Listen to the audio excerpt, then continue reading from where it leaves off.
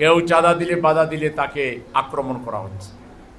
বিশেষ করে মিটফুডে সেদিন যে ঘটনা ঘটেছে 9 তারিখে, এটা ইতিহাসের সম্পূর্ণরূপে একটি নজিরবিহীন ঘটনা।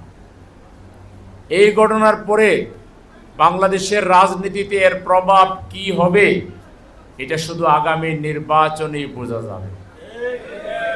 জনগণ দারুণভাবে উদ্বিগ্ন, আতঙ্কগ্রস্ত।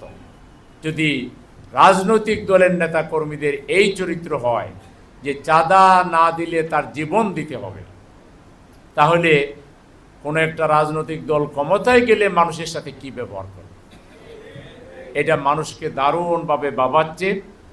মানুষের মধ্যে দারুণভাবে এটা নিয়ে পরিবর্তনের চিন্তা কাজ করছে। এই জায়গায় মানুষের পরিবর্তনের যে দৃষ্টিভঙ্গি, মানুষ নতুন করে যে ভাবতেছে, নতুন কোনো শক্তির যে সন্ধান করছে, সেই দিক থেকে তারা সবার আগে বিবেচনায় রাখছে জামাত ইসলামীকে। এর কতগুলো বাস্তব কারণ আছে।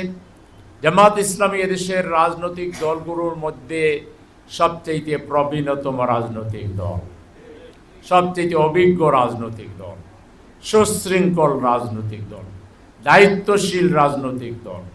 জামাত ইসলামী একমাত্র দল যে দলের কর্মীদেরকে, এই দলের সমর্থকদেরকে, নেতাদেরকে 12 মাস তাদেরকে নৈতিক শিক্ষা দেওয়া হয়, আচার ব্যবহারের শিক্ষা দেওয়া হয়, কিভাবে মানুষকে ডিল করতে হবে, কিভাবে অফিস আদালতে সততা রক্ষা করতে হবে, কিভাবে দায়িত্ব পেলে এই দায়িত্বকে আল্লাহর পক্ষ থেকে আমানত মনে করে এটাকে সঠিকভাবে দায়িত্ব পালন করতে হবে। এই ধরনের প্রশিক্ষণ রাজনৈতিক দলের মধ্যে, বাংলাদেশের মধ্যে আরও কিছু ইসলামী দলের মধ্যে আছে বা থাকতে পারে, কিন্তু প্রচলিত রাজনৈতিক দল যেগুলো আছে, যে 2-3টা চলে, একটা তো অলরেডি গন কেস হয়ে গেছে, আর এখন যেটি আছে এটার মধ্যে এই ধরনের কোনো বিষয় আসন নেই।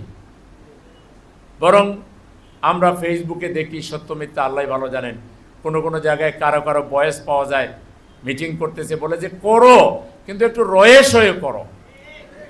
তারপরে বলে যে ঠিক আছে, তুমি যা পাইলা, তুমি যদি 10 লাখ টাকা পাও, 2 লাখ টাকা যদি তোমার সমর্থক কর্মীদের মধ্যে ভাগ করে দেও, তারাও যদি কিছু একটা ভাগ পায়, তাইলে তারাও খুশি থাকবে, কয় আল্লাহও খুশি থাকবে। এগুলো কতটুকু সত্য মিথ্যা আমাদের এখন AI, আর্টিফিশিয়াল ইন্টেলিজেন্স